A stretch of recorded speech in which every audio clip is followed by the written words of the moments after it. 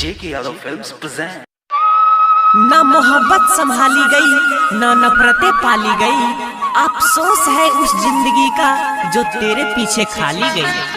Singing by Prince बिरिया।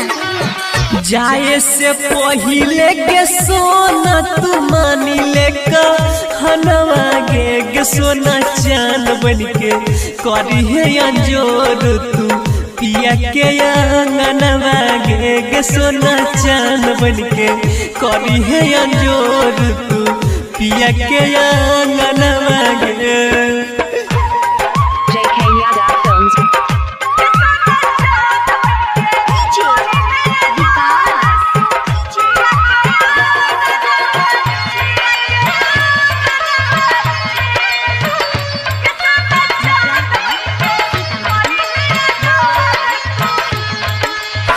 भूल जइबो पगली हम सोचल सभे सपनवा गे जान चांद बनके करी है अंजोर तू पिया के अंगनवा गे जान चांद बनके करी है अंजोर तू पिया के अंगनवा गे।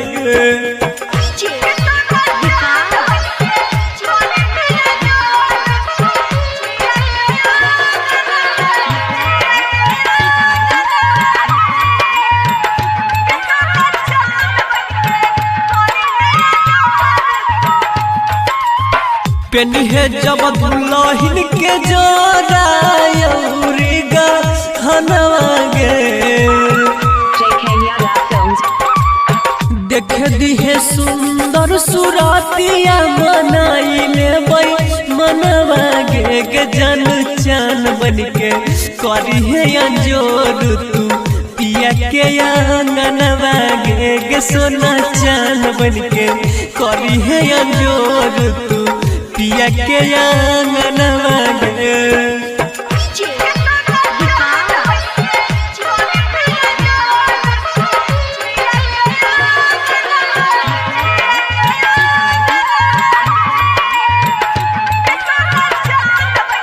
सिंगिंग बाय प्रिंस बिरिया।